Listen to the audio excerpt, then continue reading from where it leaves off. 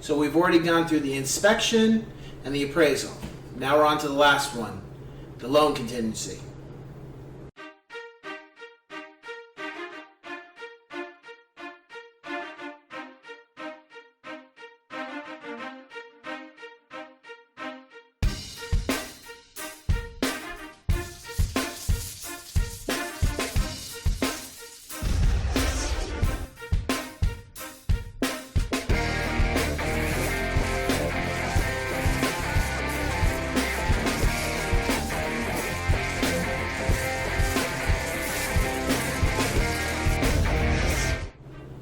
What's going on, ladies and gents of Cyberland? So I'm coming back with another educational video. This time we've already worked on the inspection, the appraisal. Now we're on to the loan contingency. So loan contingency is a little different, and I mean this in regards to most of the time, if things are done the right way, the loan contingency won't be an issue. Okay? The reason why we have a loan contingency is pretty much to say that, hey, everything's going good, and during the escrow, and if something goes wrong with the loan, then you can still back out. That's the purpose of the contingency, meaning, hey, we thought everything was good, we thought we were approved, we thought everything was going to go well, but they found some hiccups and we can't buy the home, and we're going to have to back out. That's the purpose of the loan contingency. However, most of the time, in my experience, when a client is looking to purchase a home, this is one of those things where we say you want to have all your ducks in a row even before you put your offer in. It's kind of like if you already know what homes you're looking for and you already know what you want, it really should be that loan should really have already been worked on when you were already scouring to look for homes. And then it's kind of like if you have a good loan officer, somebody who really understands what your wants and needs, and there's communication all the time, and especially with the realtor as well that you're working with, then most of the time when it comes to the loan contingency, there's not going to be any concerns. Normally, if there is, it's because somebody dropped the ball in the process of trying to get through escrow, and then that's when there's some serious issues and escrow could fall out. And I've actually seen it happen. Wasn't my client, however, it was more so of a third party. I saw the exchange kind of go sideways. I kind of was informed about what happened and why it went wrong. Now, the thing about the loan contingency too is that, as I've stated with the inspection and the appraisal, even once the inspection and the appraisal has already been removed, you still can back out as a buyer in regards to the loan contingency. Let's say your loan is good, but you guys don't feel this is the right move, and it's just not the thing for you thought it was, and you feel that there's another home that interests you more, you can back out. But of course you need to know that backing out, there's no guarantees that you can come back and still purchase the home at a later time. So if you back out, you have to accept the fact that you're moving on and you're not going to buy this home. You gotta, as a realtor, you want to make sure that's instilled in your client, that they understand, hey, we can back out, we can remove ourselves from escrow, it is what it is.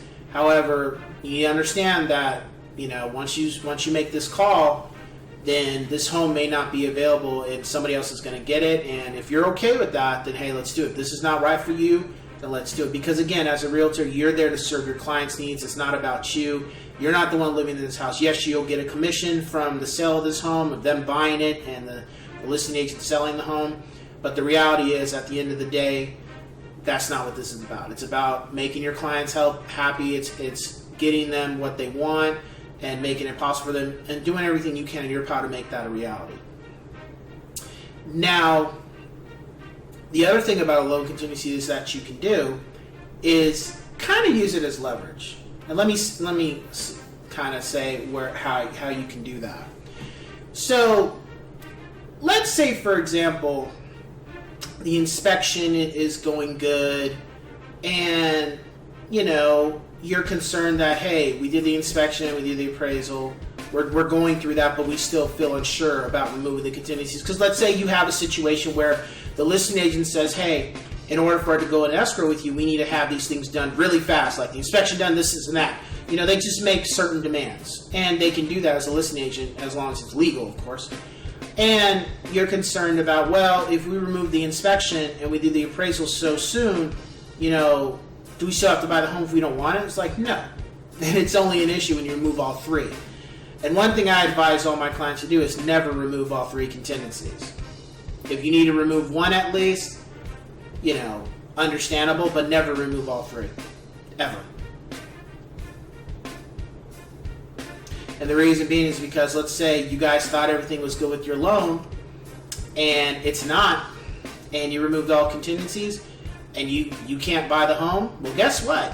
That deposit of that $30,000 and that $80,000, you very well are forfeiting that. And if you're trying to get it back, the seller could be inclined not to want to give it back because you wasted their time. And then that's when it can get into litigation, and then, hey, you can get your $30,000 back, but now you have to spend some money to get that $30,000 back because you're in litigation because, you didn't follow the contract. And that's the reason of the contract for the contingencies, and also your job as a realtor, educating your client to let them know that this is the purpose of the inspection, of the appraisal, and of the loan contingency.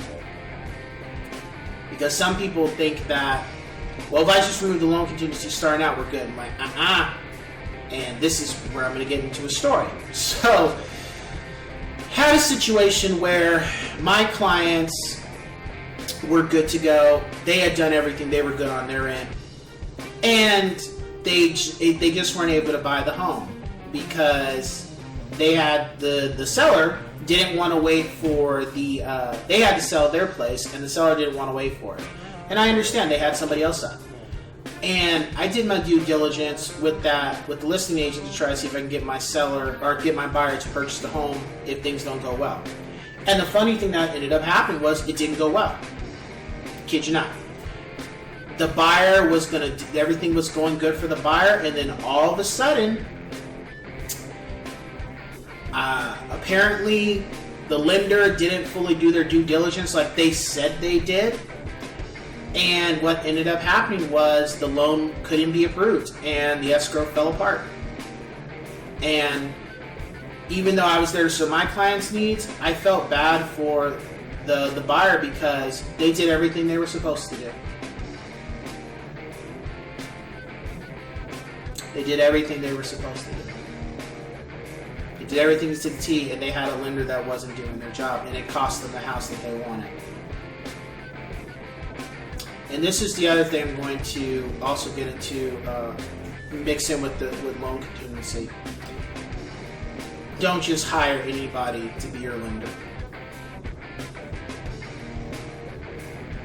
People will tell you they're going to do this, they're going to do that. You need to be very cautious about the lender that you work with, because at the end of the day, if things don't work, guess what? The lender, all they didn't get was a commission. They get to walk away in the scheme of things. And if they got a bunch of clientele, and I'm not saying every lender's like this, that's not what I'm saying. I'm saying some lenders' mindset will be like, oh well, if things don't work out, that's all right. I got a roster of other people I got lined up. Some lenders have that mindset of you're a dime a dozen. I got plenty of other clients, or I got plenty of other people that I'll make an income off of. There's some people that have that mindset, and realtors too. So you need to be very cautious of who you work with. Because let's say you as a realtor, or your realtor, is doing everything in their power. They're keeping you educated every time they see you.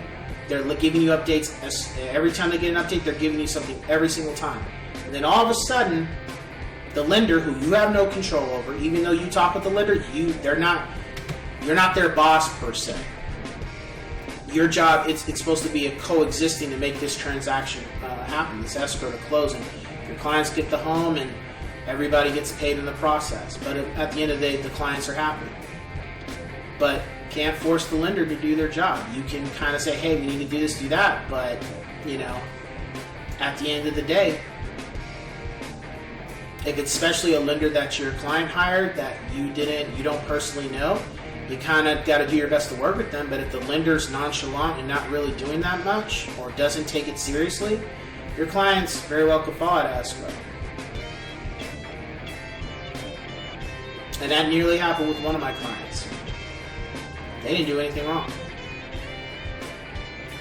They did everything they were supposed to.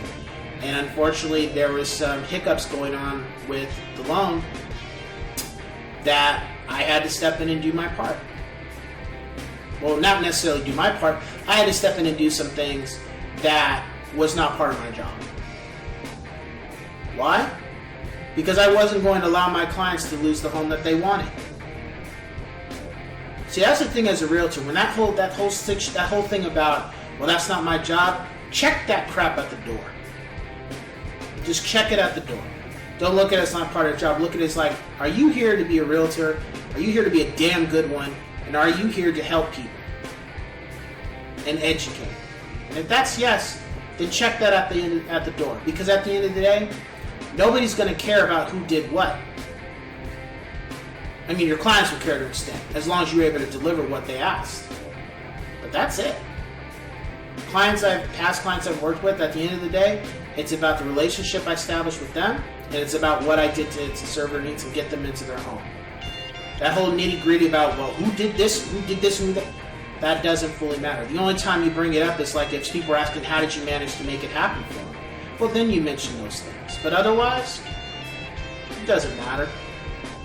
It's the result.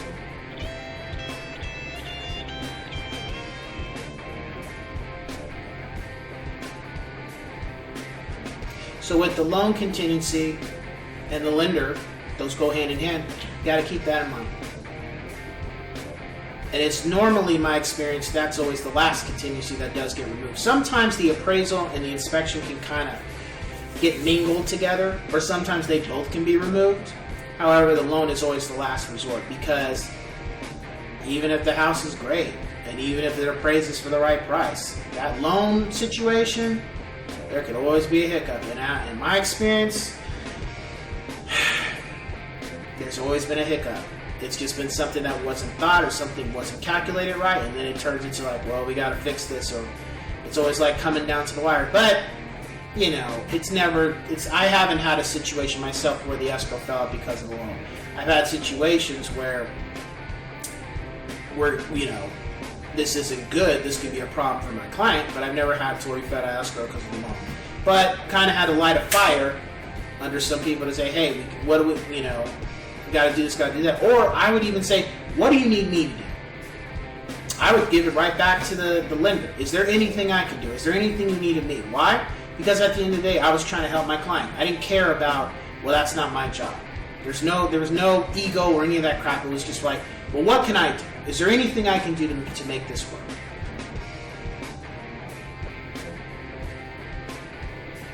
Didn't matter that I'm the realtor and that's the lender. It didn't matter to me.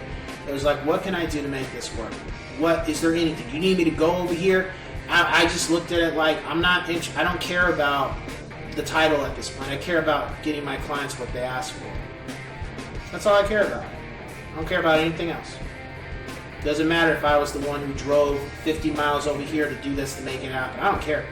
If that's what I got to do to make sure my clients get this home, or my clients are able to sell this home, so be it. The ego thing doesn't matter. So with that being said, I will catch you guys on the next one. Take care.